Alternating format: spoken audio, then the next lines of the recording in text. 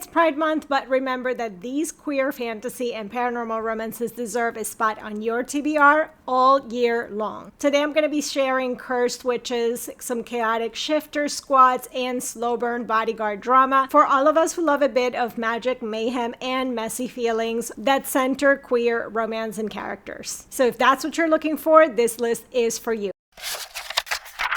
Welcome to Under the Covers. I'm Francesca, and today I'm going to be sharing some recommendations for queer, fantasy, and paranormal books that should be on your TBR. Most of these are series starters or standalone, so you can pick them up immediately and dive in. And also, if you're looking for even more after you finish watching this video, I have a whole list on the blog that I'm going to leave linked down below so you can explore even more of these amazing stories. But if you're ready to jump into some amazing fantasy and paranormal books, then let's get into the recommendations. The first one is an urban fantasy. It's one of my absolute favorite series. In the first book in that series is A Ferry of Bones and Gold by Haley Turner. So this one is very heavy on the action, heavy on the angst as well. It is so good.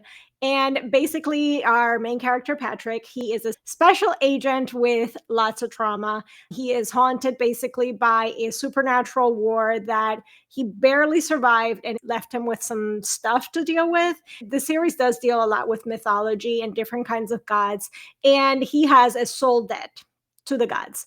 And people are now turning up dead. And basically, he's kind of like an FBI, think of an FBI agent. And he is now sent in to investigate what's happening with these people turning up dead and kind of help unravel the whole situation. And there he meets this werewolf who is supposed to be his enemy. But, you know, things are never so simple. There's fate, of course, kind of fated mate situation, and lots of found family in this, lots of danger. The mythology in this series is amazing. Every single book deals with a different type of mythology, which is really fun. And it does have kind of government agencies. There's cult in some of them. It's just such a good series. Highly recommend. And in fact, Haley Turner also has another series that I do recommend as well, which is more of a fantasy series. This one is more urban fantasy, but she also has a fantasy series, which I really also recommend. Now, the second book is more of the cozy side. So this is A Spell for Heartsickness by Alistair Reeves. And it's not necessarily like a full cozy, like low stakes, because the stakes are quite high, but it has a cozy fantasy vibe to it, if that makes sense. So a little bit higher stakes, but still has the vibe. So we have our main character, Briar, who is a magical fashion student, and he is wasting away because of a curse. And basically he's dying. The curse is kind of like a chronic illness and he's dying.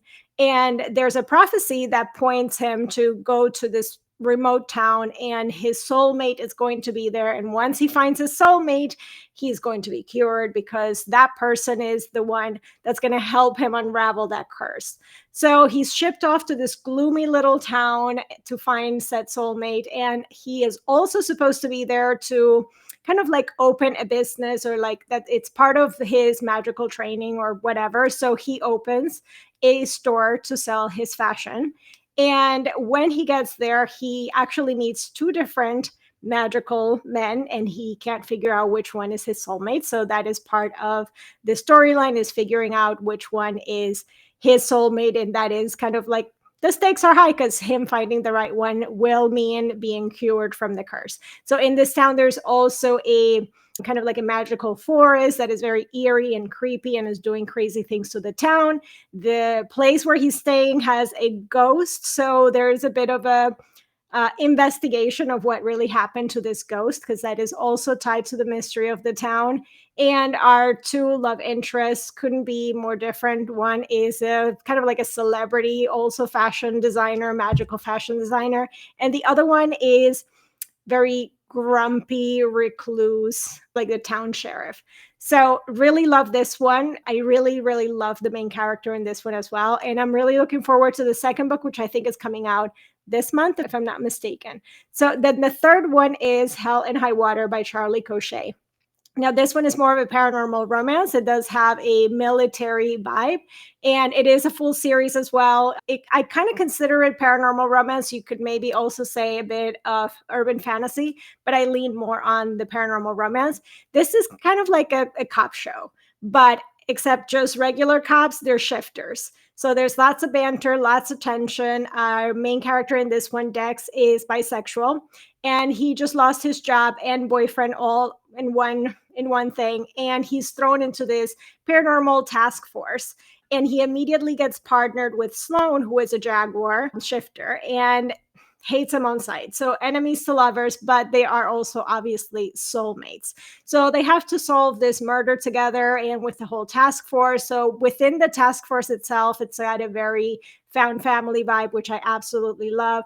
But we do have that enemies to lovers situation. They're reluctant partners, good grumpy situation here as well. And I personally really love the Shifter Squad. So I absolutely love the series, cannot recommend it enough. And then I'm going to close things out with a fantasy standalone, and it's A Taste of Gold and Iron by Alexandra Rowland. So this one is perfect if you want like a slow, simmering court politics fantasy romance. We have Kadu, who is a soft-spoken prince, and he gets assigned a new bodyguard after a scandal threatens his reputation. And Evermer is kind of like all rules, and they don't get along, of course, until they start to get along. So this one has a bit of financial conspiracy, which starts to unfold, and the two of them have to work together and trust each other basically with their lives. So lots of court intrigue, bodyguard romance, slow burn romance, the magic, of course.